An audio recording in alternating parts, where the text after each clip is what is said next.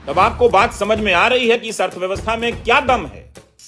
क्या सिर्फ हेडलाइन से, झूठ से हम विश्वगुरु बनने वाले हैं? क्या हम झूठ बोलने में विश्वगुरु बनने वाले हैं? स्टूडियो को चमकदार बना देना, भूं भाएं हाय हुई होता रहता है और कोई जानकारी आपको मिलती नहीं। क्यों नहीं सेबी ने कोई कार्रवाई की? क्यों नहीं सेबी ने सार्वजनिक रूप से बयान दिया जब अदानी ग्रुप पर इतने बड़े आरोप लगे? आज शेयर बाजार में क्या हालत देख लीजिए। अखबार भी पढ़िए कि कौन कौन लोग उस शेयर में, उनके शेयरों में, एफपीओ में निवेश करने आते हैं। बचाने की किस किस तरह के किस्से छप रहे हैं, पढ़ लीजिए आप। अगर अदानी साहब कहते हैं कि हिंडनबर्ग की रिपोर्ट भारत पर हमला है, तो इन युवाओं पर, इनके जीवन पर जो हमला हो रहा है, क्या भारत पर हमला नहीं है? 2 से 2.5% की जीडीपी का कम हो जाना, उसके बाद भी ये हेडलाइन छपवाना कि हम दुनिया की सबसे तेज बढ़ती हुई अर्थव्यवस्था हैं, ये बहुत हिम्मत का काम है। आप झूठ में फंसा दिए गए हैं, अभी आप उसी में रहेंगे, वो आप तय कर लीजिए। आप कोशिश भी करेंगे तो अब इतनी मेहनत लग जाएगी कि अभी 10 साल लगेंगे, तो ये जिंदगी आपकी बर्बाद ही होनी है। इसमें हम कुछ कर नहीं सकते हैं कि देश में 100 में से 42 युवा बेरोजगार हैं। पकौड़ा तलना भी तो रोजगार है। यही बता देते कि कितने युवाओं को पकौड़ा तलने के काम में रोजगार मिला, ये भी बता दीजिए। डेटा को लेकर ईमानदार रहना चाहिए। एक बुलडोजर का फॉर्मूला आ गया, यूपी से नकल कर लो, तुरंत आप घर गिरा देने से जो युवाओं को परेशानी हुई है वो क्या कम हो गई, क्या दूर हो गई?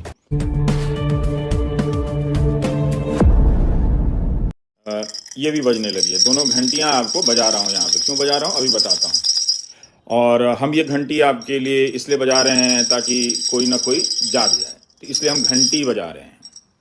अगर आपके पास घंटी है तो आप भी घंटी बजाते रहिए। गोदी मीडिया ने क्या किया है कि झूठ का, आपको झूठ बताने के लिए पहले वो झूठ का पुलिंदा लेकर आया, अब झूठ का उड़न खटोला लेकर आया है, ऊपर ले गया है। पहले ही आप उसे देखते हुए अधर में लटके हैं, अब आप हवा में लटके रहेंगे। तो इसलिए हम ये घंटी बजा रहे हैं ताकि आप जमीन के नीचे आपकी नजर जाए कि कहीं जमीन खिसक तो नहीं रही है। अभी आपको टीवी देखने से कोई फायदा नहीं है, वही जो 20 साल से चल रहा था वही चल रहा होगा कि वित्त मंत्री इनसे मिलने गई हैं, उनसे मिलने गई हैं, झोले में बजट है कि किसी शुभ वस्त्र में बजट लपेट कर लाया गया है, कि अटैची में है कि बक्सा में है। इन्हीं सब चीज़ों का कवरेज हो रहा होगा और इन्हीं रवायतों में टेलीविज़न पे बजट की चर्चा जो है वो गायब हो जाती है। और अभी बड़े बड़े उद्योगपति आएंगे ही जो बजट को एक्सेलेंट, सुपर स्मार्ट, 10 में 10 नंबर देने लग जाएंगे, तो आप भी कंफ्यूज हो जाएंगे कि सब 10 में 10 दे ही रहे हैं, तो मेरी हालत ऐसी क्यों है, ये आप पूछ कर देखिए। बहुत चिंताजनक हालत है। 10,000 से भी कम कमाने वालों का देश भारत बनता जा रहा है। आप लोग बेहतर तरीके से जानते हैं और अंदाज़ा भी होगा कि आपके आसपास के आम लोगों की सैलरी कितनी बढ़ रही है, क्या हो रहा है। 8 साल से ये कहा जा रहा है कि हम जो स्ट्रक्चरल रिफॉर्म कर रहे थे उसका अब फायदा दिखेगा। बीच में कोविड के कारण रुकावट आ गई थी, अब फायदे का समय आ रहा है। हर समय अब आ रहा है इनका, इस पर चलता है। तो कहाँ गया भाई स्मार्ट सिटी, कहाँ गई आपकी स्किल इंडिया का क्या परफॉर्मेंस है, मेक इन इंडिया का क्या परफॉर्मेंस है? इस पर आप बात ही नहीं करते, इसका कोई डेटा ही नहीं देते कि मैन्युफैक्चरिंग सेक्टर क्या घरेलू मांग के आधार पर फल फूल रहा है। ये बता दीजिए कि आपने कौन सा ऐसा मॉडल बनाया है मैन्युफैक्चरिंग का, मेक इन इंडिया का, जो निर्यात पर आधारित नहीं है, घरेलू मांग पर आधारित है। और अगर घरेलू मांग पर भारत की अर्थव्यवस्था तेजी से बढ़ रही है, तब फिर यहाँ के असंगठित क्षेत्रों में काम करने वाले जो लोग हैं उनकी कमाई इतनी कम क्यों है? क्यों वो 10,000 से कम कमा रहे हैं? तो ये कैसी अर्थव्यवस्था है जो सबसे तेज बढ़ने वाली है, लेकिन ज्यादा से ज्यादा लोग सबसे कम कमाने वालों में शामिल होते जा रहे हैं, उसमें उनकी संख्या तेजी से बढ़ रही है। क्या ये बात किसी ने आपको बताई? नहीं बताई। इसीलिए हम घंटी लेकर आए हैं। हमारे पास उड़न खटोला नहीं है। उड़न खटोला होता तो आपको हवा में ले जाते और आपको ऐसे ही घुमाकर चकमा दिखाते। चकमा दिखाना होता है बजट के समय। स्टूडियो को चमकदार बना देना, भूं भाएं हाय हुई होता रहता है और कोई जानकारी आपको मिलती नहीं है। उसमें से 4 लोग बैठ जाते हैं जो सरकार की हाँ में हाँ मिलाते रहते हैं। आपकी अर्थव्यवस्था के बारे में, आपकी हालत के बारे में ईमानदारी उनके भीतर है नहीं। तो smart city, skill India, make in India, इन सब चीजों पर अब बात ही नहीं होती है। क्या ये सब उस समय के स्ट्रक्चरल रिफॉर्म के हिस्सा नहीं थे? राष्ट्रपति का अभिभाषण हो या बजट का भाषण, सब में उसी तरह के दावे किए जा रहे हैं। वो सब तो कुछ भी नहीं है। जो अस्पताल पुराना है आप उसकी ही हालत अच्छी बेहतर बता दीजिए, उसकी हालत क्यों नहीं बेहतर बता रहे हैं आप? लेकिन आप देखिए स्किल इंडिया हो या स्मार्ट सिटी हो, अब सब गायब है। 21-22 का सर्वे देखिए, पुराना वाला जो पिछले साल पेश हुआ था, उसमें क्या कहा गया कि 22-23 के दौरान उसमें यही कहा गया ना 21-22 के सर्वे में कि 22-23 के दौरान जीडीपी 8 से 8.5% होगी, हो गई। तो किस आधार पर दावा किया गया था? 8 से 8.5% की हेडलाइन तो छप गई होगी, हुई तो नहीं कभी। 2 से 2.5% की जीडीपी का कम हो जाना, उसके बाद भी ये हेडलाइन छपवाना कि हम दुनिया की सबसे तेज बढ़ती हुई अर्थव्यवस्था हैं, ये बहुत हिम्मत का काम है। सारे लोग फेल हो गए हैं, आप भी फेल हो गए हैं, लेकिन आप कह रहे हैं कि हम 1 नंबर से फेल हुए हैं, तो हम ही टॉपर हैं फेलियर में। कमाल है। अब आते हैं रोजगार के आंकड़े पर।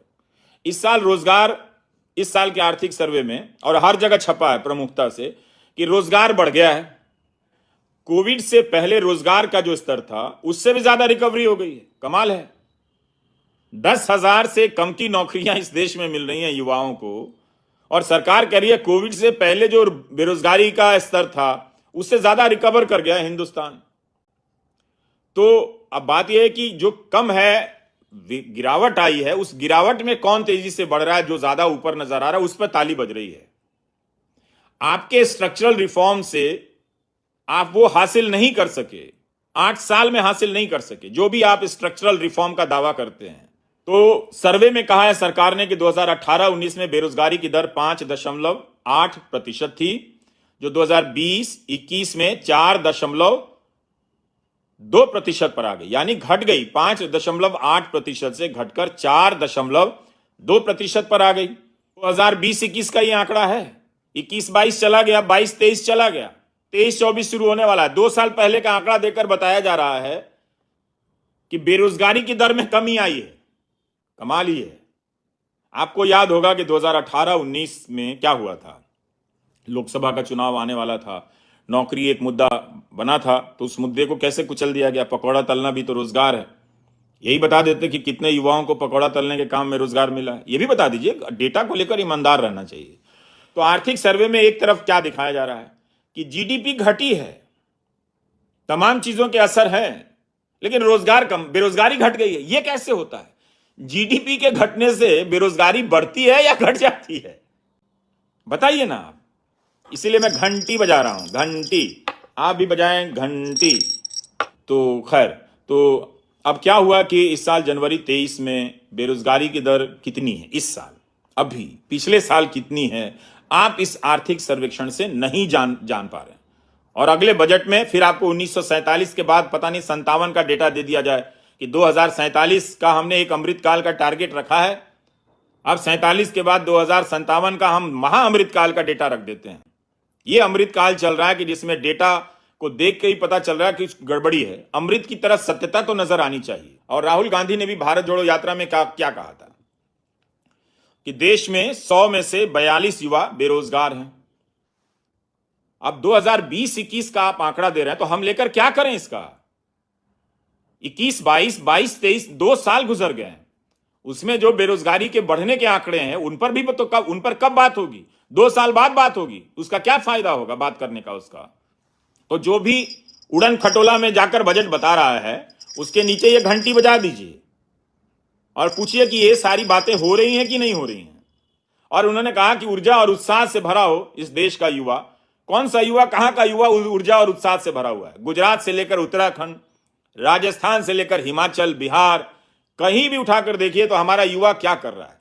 सरकारी भर्ती परीक्षा से परेशान है, पेपर लीक होने से परेशान है, रिजल्ट में देरी से परेशान है, नियुक्ति मिलने से परेशान है, हजार तरह से परेशान, लाखों की संख्या में युवा। अगर अदानी साहब कहते हैं कि हिंडनबर्ग की रिपोर्ट भारत पर हमला है, तो इन युवाओं पर, इनके जीवन पर जो हमला हो रहा है, क्या भारत पर हमला नहीं है? वो भी तो भारत के युवा हैं, इन पर भी तो हमला हो रहा है।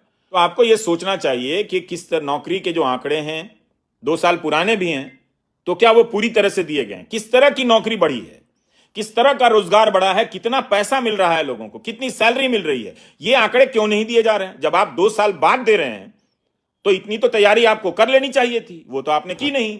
अमेरिका में क्या होता है, हर महीने डेटा आ जाता है नियम से, कितने नए लोगों को नौकरी मिली है और कितने लोगों की नौकरियां चली गई हैं। आप एकदम तुरंत का तुरंत जानते हैं। इस देश में क्यों नहीं यह किया गया? क्योंकि सच्चाई पकड़ में आ जाती और फिर झूठ बोलने वालों की डबल घंटी बज जाती।